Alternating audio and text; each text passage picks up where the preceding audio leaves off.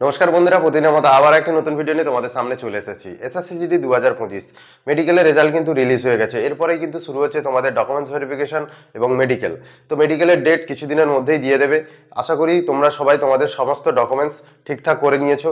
তাই আজকে তোমাদের বলছি, যাদের ডকুমেন্টসে ভুলভাল আছে, মাধ্যমিকের ডকুমেন্টসে ভুল, আধার কার্ডে ভুল, ডোমিসাইল সার্টিফিকেট ভুল, কাস্ট সার্টিফিকেটে ভুল, তারা কি করবে, এই কিছুদিনের মধ্যে কিভাবে আপডেট করবে। তো আজকের ভিডিওতে সম্পূর্ণ এই নিয়ে কথা বলবো, কোথায় কোথায় গেলে তোমাদের কাজটা সম্পূর্ণভাবে সঠিক হবে এবং তোমাদের কোনো প্রবলেম হবে না। তো ভিডিও শুরু করার আগে তোমরা যদি চ্যানেলে নতুন হয়ে থাকো, চ্যানেলটিকে অবশ্যই সাবস্ক্রাইব করে নাও এরকম আরো ভিডিও পেতে। চলো বন্ধুরা, ভিডিওটা শুরু করা যাক।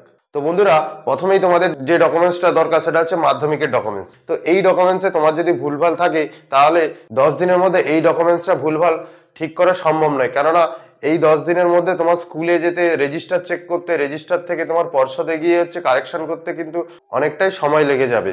তাই তোমরা এই ডকুমেন্টসটাকে ঠিক রেখে আদার ডকুমেন্টসগুলো ঠিক করে নাও। যেমন তোমাদের আধার কার্ড, আধার কার্ডে যদি যে কোনো সমস্যার ভুল থাকে, বাবার নাম ভুল, অ্যাড্রেস ভুল, এটা কিন্তু 1 সপ্তাহের মধ্যে কিন্তু আরামসে হয়ে যাবে। তোমরা এটা করে নাও। যদি কারোর প্রবলেম হচ্ছে যে হচ্ছেই না, আমার সাথে যোগাযোগ করো, 100% করিয়ে দেবো। এরপরে হচ্ছে তোমার ডোমিসাইল সার্টিফিকেট বা কাস্ট সার্টিফিকেট, এগুলো ভুলভাল থাকলে কি করবে, যে কোনো ভুল, তোমার নাম ভুল থাকতে পারে, বাবার নাম ভুল থাকতে পারে, তোমার অ্যাড্রেসের হচ্ছে স্পেলিং ভুল থাকতে পারে, ঠিক আছে। তো এই বানানগুলো, স্পেলিংগুলো মিস্টেক থাকলে বা নাম মিসম্যাচ থাকলে এগুলো কি করবে, যেখান থেকে অ্যাপ্রুভ হয়, যেখান থেকে অ্যাপ্রুভ বলতে এগুলো সবাই কিন্তু জানা হচ্ছে এসডি অফিস থেকে অ্যাপ্রুভ হয়। তো এসডি অফিসে গেলেই কিন্তু আশা করি এগুলো ঠিক করে দেবে। কেননা এসসি কার্ড এবং ওবিসি কার্ডে যাদের কিন্তু এই নাম স্পেলিং ভুল বা আদার্স যে কোনো ভুল থাকে, তারা কিন্তু এসডি অফিসে গেলে সঙ্গে সঙ্গে আপডেট করে দেয়। তাই তোমাদেরও বলছি যে তোমাদের যদি কোনো এই সব ছোটখাটো ভুল থাকে, এগুলো তাড়াতাড়ি যাও, গিয়ে হচ্ছে এসডি অফিসে আপডেট করে নাও। কেননা এখনো কালী পুজো শুরু হয়নি, তো তার আগে কিন্তু অফিস খোলা থাকবে, তার মধ্যেই কিন্তু তোমরা এই আপডেটগুলো করে নাও। করে নিলে তোমাদের আর কোনো প্রবলেম হবে না। এরপরে বলছি ইডব্লিউএস সার্টিফিকেট। ইডব্লিউএস সার্টিফিকেট কিন্তু এসডি অফিস থেকে অ্যাপ্রুভ হয় না। ইডব্লিউএস সার্টিফিকেট অ্যাপ্রুভ হয় কিন্তু ডিস্ট্রিক্ট ডিএম অফিস থেকে।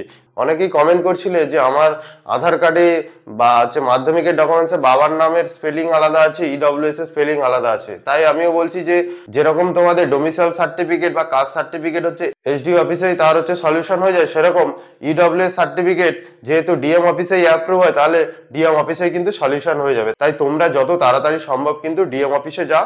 ডিএম অফিসে গেলে তোমাদের কাজটা হয়ে যাবে, ওখান থেকে আবার প্রিন্ট আউট বের করে নিতে পারবে।